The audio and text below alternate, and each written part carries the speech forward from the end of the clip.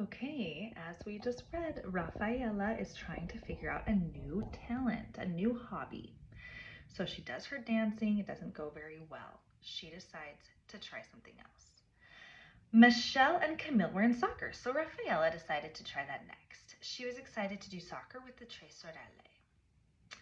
Raffaella liked spending time outside and getting a treat after the game, but she couldn't get the ball and ended up running around empty-footed the whole time.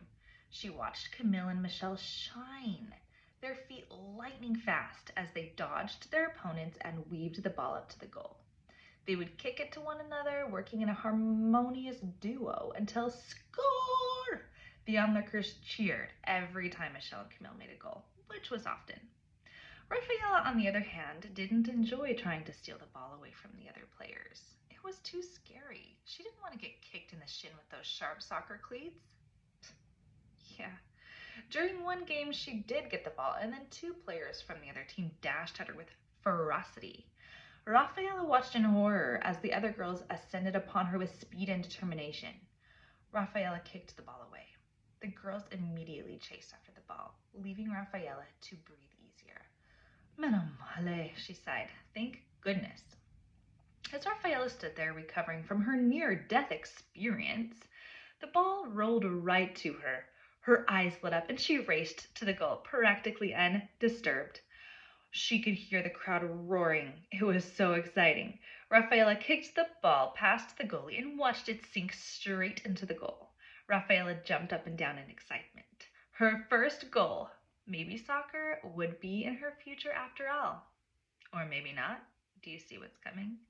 Raffaella turned around to see her teammates frowning, scowling, and grimacing.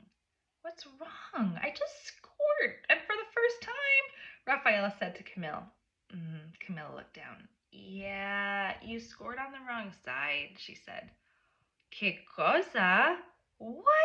Raffaella looked over her shoulder and realized that the goalie was indeed wearing green, her team's color. She had accidentally scored a goal for the other team. Oh no, the shame enveloped her. She didn't even enjoy the fruit snacks after the game. Raffaella knew she could keep trying to improve, but honestly, she didn't even like soccer. Raffaella knew that she and the sport needed to break up. Camille started softball that summer, so Raffaella gave it a try with her. It was fun to be part of a team again, but the whole ball factor posed a problem. Raffaella couldn't connect the bat to hit the ball, nor could she catch it. She finished out the season, but was unhappy the whole time. After the last softball game, Raffaella climbed up into the car and buckled up. Mama, I'm tired of trying new things, she said. That's understandable, said Mama.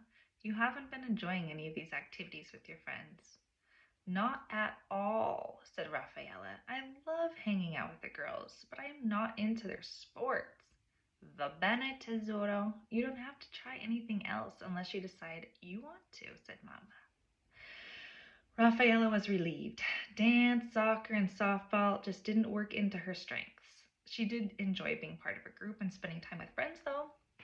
She felt sad knowing she would miss out on that. The next day at school, Raffaella was walking to homeroom when she noticed a sign hanging on the wall by the drinking fountain.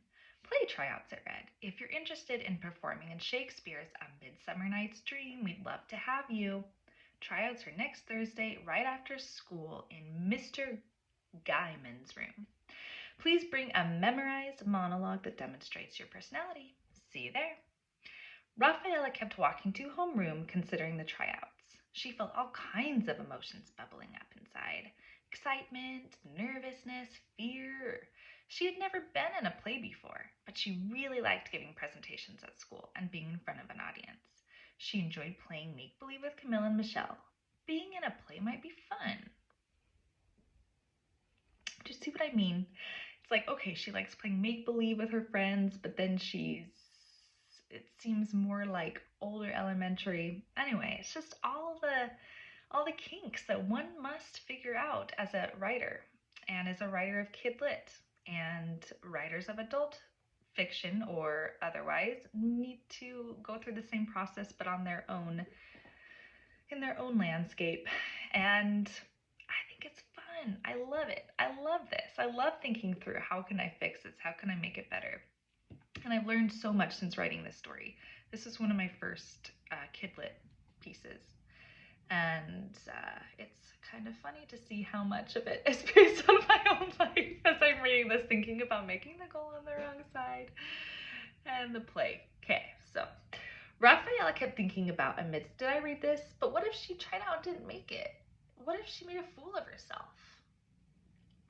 Raffaella kept thinking about A Midsummer Night's Dream the rest of the day. She imagined getting into character, dressing up, and acting out a story with other kids. On the bus ride home from school, Raffaella sat with Michelle and Camille, side by side in one seat, like they did every day. I am going to audition for the school play, Raffaella announced. Really? Said Camille. That sounds awesome for you. That sounds boring, said Michelle. Well, I was wondering if either of you would want to try it with me, Raffaella said, trying to ignore Michelle's comment. It would be fun if we did it together. We could dress up and act out scenes. Nah, said Michelle. That sounds totally nerdy. Yeah, I'm too busy with soccer, said Camille, but I'm excited for you. Raffaella was disappointed. She didn't want to do this alone, but she really wanted to try out.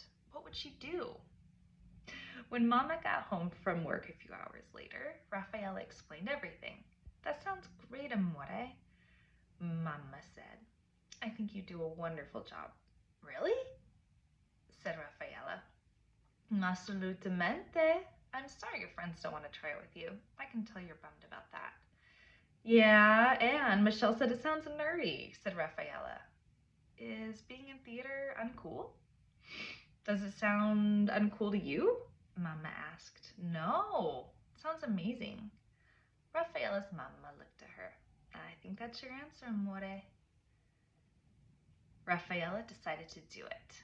Without her friends, despite what anyone else thought. Raffaella, and I'm going to add this in, it would surely be better than dance, soccer, softball. Raffaella found a magazine article that gave useful tips on performing a monologue.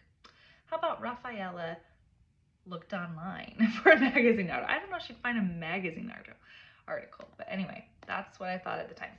She worked hard all week on a monologue from Charlie and the Chocolate Factory. She memorized it, rehearsed dramatic pauses, and played around with the tone and volume of her voice.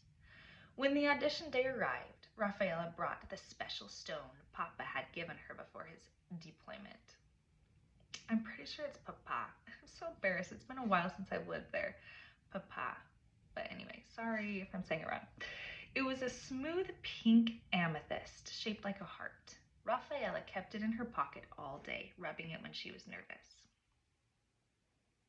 After the audition, Raffaella felt wonderful. She only forgot a word or two, and she just improvised at those parts.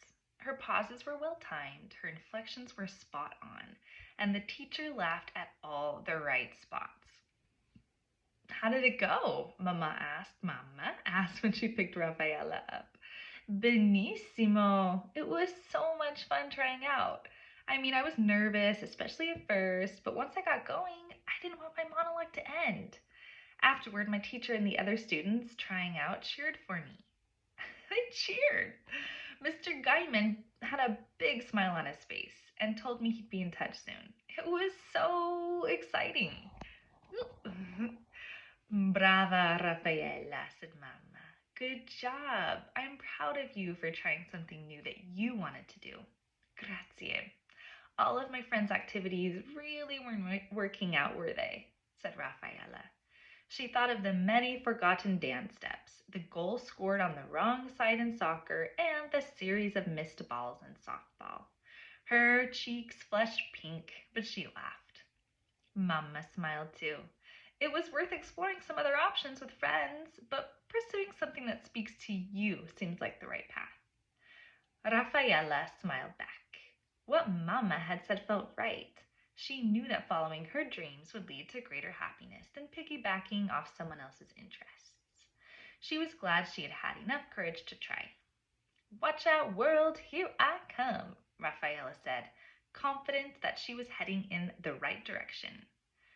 Trying new things wasn't so bad after all. I hope you like it. Have a wonderful day, and I would love to hear about the creative outlets you are pursuing and what is filling your soul these days.